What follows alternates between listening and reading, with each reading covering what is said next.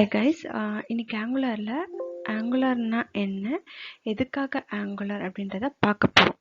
So Angular அப்படின்னா it's a framework to build a client side application. ஏன் இது client side application அப்படின்னா என்ன அப்படின்னா, ஸோ டைனமிக் வெப் அப்ளிகேஷன்ஸை நம்ம க்ரியேட் பண்ணலாம் by using Angular. Okay, what is a framework அப்படின்னு நீங்கள் கேட்டிங்க அப்படின்னா, ஃப்ரேம் ஒர்க்னால் ஒன்றும் இல்லை. ஃப்ரேம்வொர்க் அப்படின்னா ஒரு ஸ்ட்ரக்சர், அந்த ப்ராஜெக்டுக்கான ஒரு ஸ்ட்ரக்சரை ஆங்குலரே இன்பில்டாக கொடுத்துரும்.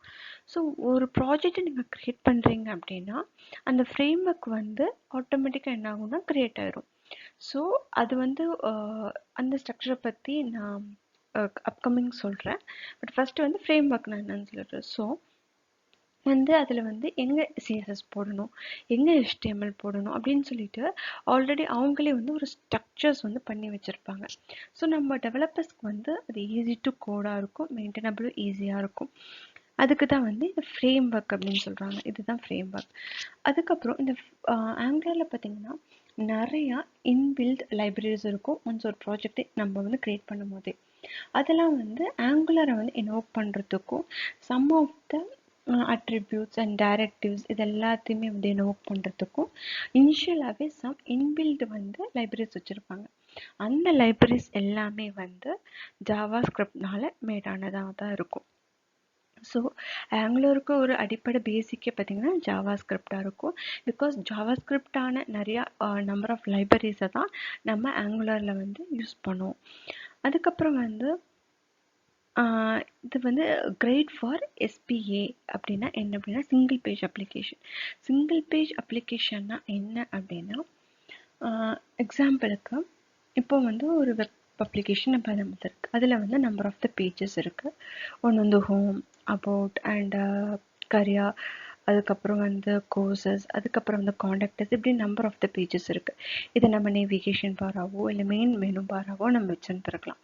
ஸோ ஒவ்வொரு பேஜுக்கு போகும்போதும் பிஃபோர் என்ன இருந்துச்சு அப்படின்னா ஓவராக அந்த ஃபுல் அப்ளிகேஷனுமே ரீலோட் ஆகும்.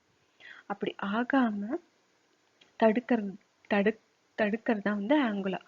ஸோ என்ன பண்ணணும்னா ஆங்குலர் இஃப் யூ கோ ஏதாவது ஒரு பேஜ் போயிட்டு அந்த பேஜை நீங்கள் கிளிக் பண்ணுங்கள். எக்ஸாம்பிள் கரியரை நான் கிளிக் பண்ணிட்டேன்னா எனக்கு அந்த கரியர் பேஜ் மட்டும்தான் என்ன ஆகும்னா ரெஃப்ரெஷ் ஆகும்.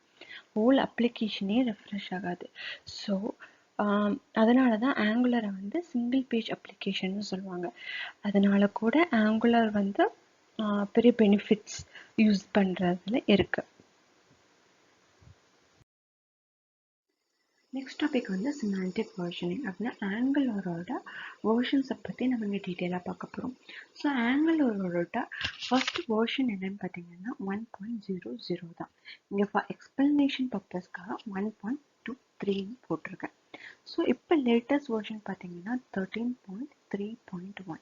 ஸோ இப்போ வரைக்குமே மொத்தம் ஆங்குலர் 13 வெர்ஷன்ஸ் வரைக்குமே இருக்குது. ஸோ 2010 தான் ஃபஸ்ட் ஆங்குலர் JS வந்துச்சு.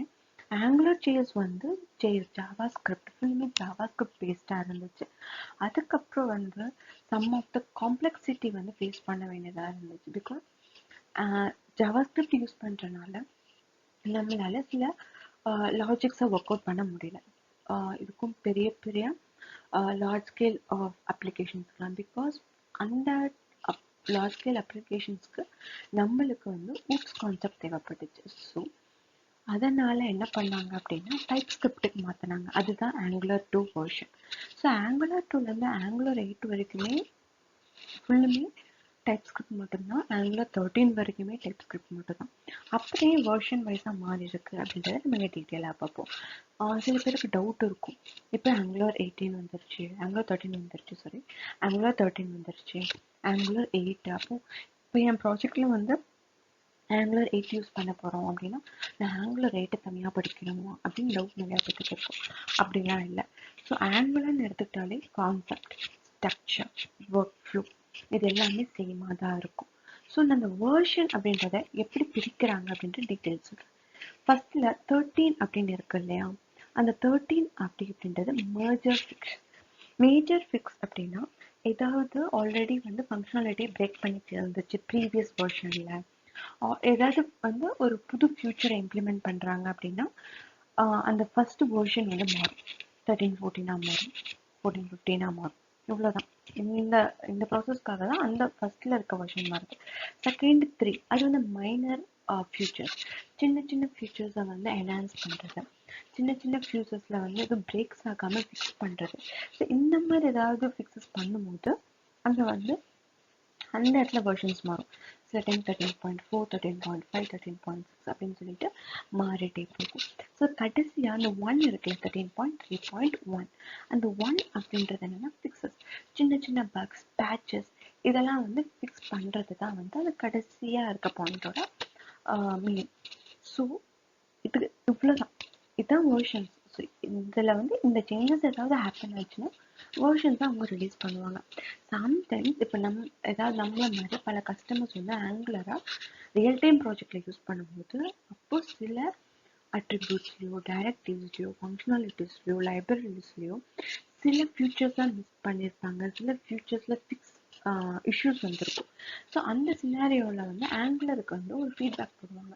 எங்களுக்கு இந்த சினாரியோவில் இந்த வேர்ஷனில் இந்த இஷ்யூ ஃபார்ம் ஆகுது. அப்போ அவங்க என்ன பண்ணுவாங்கன்னா அந்த ஃபிக்ஸை ஃபிக்ஸ் பண்ணிவிட்டு நெக்ஸ்ட் ரிலீஸ் பண்ணுவாங்க. ஸோ த நெக்ஸ்ட் திங் வந்து பார்த்திங்கன்னா prerequisite for Angular. Angular project பண்ணுறதுக்கு முன்னாடி, ஆங்குலரில் ஒர்க் பண்ணுறதுக்கு முன்னாடி, ஆங்குலரை படிக்கிறதுக்கு முன்னாடி நம்மளுக்கு என்னென்ன தெரிஞ்சிருக்கணும் அப்படின்றது தான் prerequisite of Angular. HTML, CSS and JavaScript very basic things நம்மளுக்கு அது தெரிஞ்சிருக்கணும். Second thing basic of TypeScript, கண்டிப்பாக அதை பற்றி தெரிஞ்சிருக்கணும். தேர்டு திங் நோட் எப்படி யூஸ் பண்ணுறது, NPM எப்படி யூஸ் பண்ணுறது, ஆங்குலர் CLI எப்படி யூஸ் பண்ணுறது, இதோட கமாண்ட்ஸ் எல்லாம் எப்படி யூஸ் பண்ணுறது அப்படின்றதும் டீட்டெயிலாக தெரிஞ்சிருக்கணும். அதுக்கப்புறம் இதெல்லாம் ஒர்க் பண்ணுறதுக்கு நம்மளுக்கு ஏதாவது விஷுவல் கோட் ஆர் ஏதாவது ஒரு டெக்ஸ்ட் எடிட்டர் வந்து தேவைப்படும். நான் மோஸ்ட்டாக விஷுவல் கோட் தான் யூஸ் பண்ணுவேன்.